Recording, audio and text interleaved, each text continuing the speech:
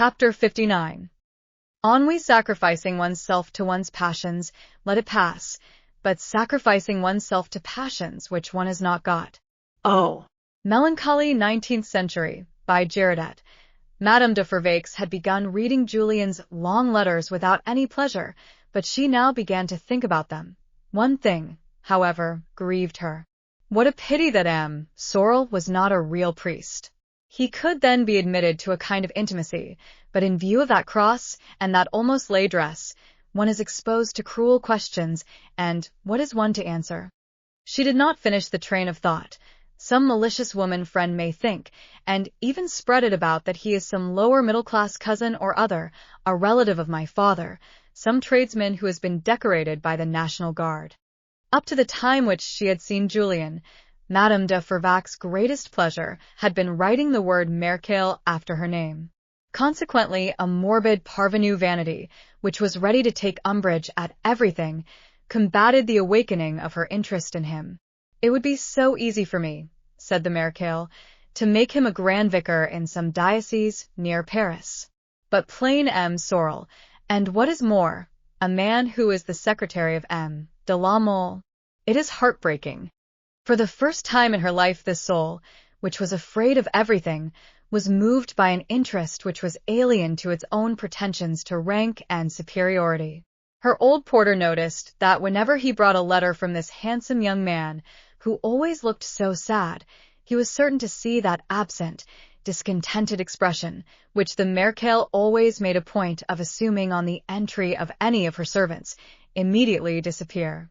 The boredom of a mode of life whose ambitions were concentrated on impressing the public without her having at heart any real faculty of enjoyment for that kind of success, had become so intolerable since she had begun to think of Julien that all that was necessary to prevent her chambermaids being bullied for a whole day was that their mistress should have passed an hour in the society of this strange young man on the evening of the preceding day. His budding credit was proof against very cleverly written anonymous letters. It was in vain that Tanbeau supplied M. de Luz, de Croisenois, de Caylus, with 2 or 3 very clever calumnies which these gentlemen were only too glad to spread, without making too many inquiries of the actual truth of the charges. The Mercale, whose temperament was not calculated to be proof against these vulgar expedients, related her doubts to Mathilde, and was always consoled by her point. One day, Madame de Fervaques, after having asked 3 times if there were any letters for her, suddenly decided to answer Julien. It was a case of the triumph of ennui. On reaching the second letter in his name, the Mercale almost felt herself pulled up sharp by the unbecomingness of writing with her own hand so vulgar an address as to M. Sorel, care of M. le Marquis de la Mole. You must bring me envelopes with your address on, she said very drilly to Julien in the evening.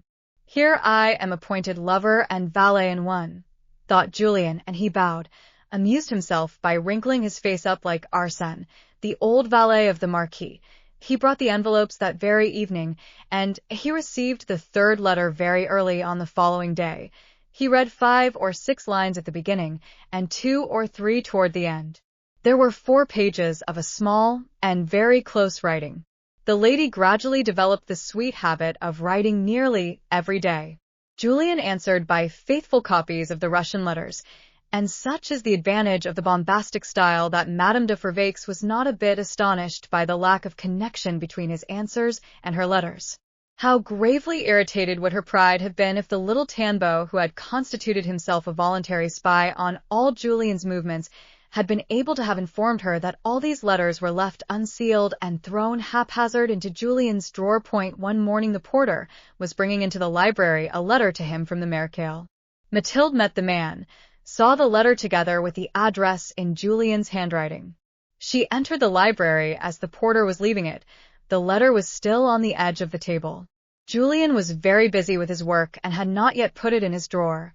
I cannot endure this, exclaimed Mathilde, as she took possession of the letter. You are completely forgetting me, your wife. Your conduct is awful, monsieur.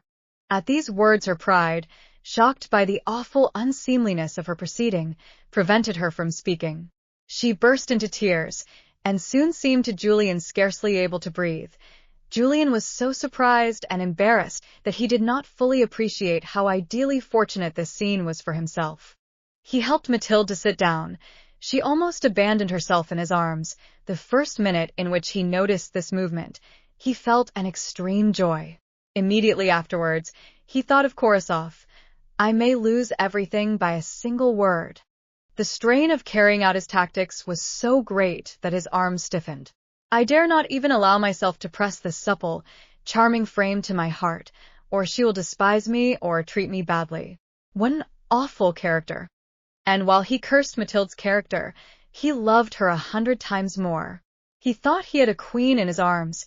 Julian's impassive coldness intensified the anguished pride which was lacerating the soul of Mademoiselle de la Mole. She was far from having the necessary self-possession to try and read in his eyes what he felt for her at that particular moment. She could not make up her mind to look at him. She trembled lest she might encounter a contemptuous expression. Seated motionless on the library divan, with her head turned in the opposite direction to Julian, she was a prey to the most poignant anguish that pride and love can inflict upon a human soul. What an awful step had she just slipped into taking! It has been reserved for me, unhappy woman that I am, to see my most unbecoming advances rebuffed. And rebuffed by whom? Added her maddened and wounded pride. Rebuffed by a servant of my father's.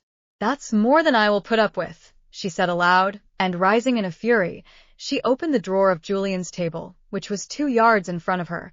She stood petrified with horror when she saw 8 or 10 unopened letters, completely like the one the porter had just brought up. She recognized Julian's handwriting, though more or less disguised, on all the addresses. So, she cried, quite beside herself, you are not only on good terms with her, but you actually despise her. You, a nobody, despise Madame la Maréchale de Fervaques. Oh, forgive me, my dear, she added, throwing herself on her knees. Despise me if you wish, but love me. I cannot live without your love. And she fell down in a dead faint. So our proud lady is lying at my feet, said Julian to himself.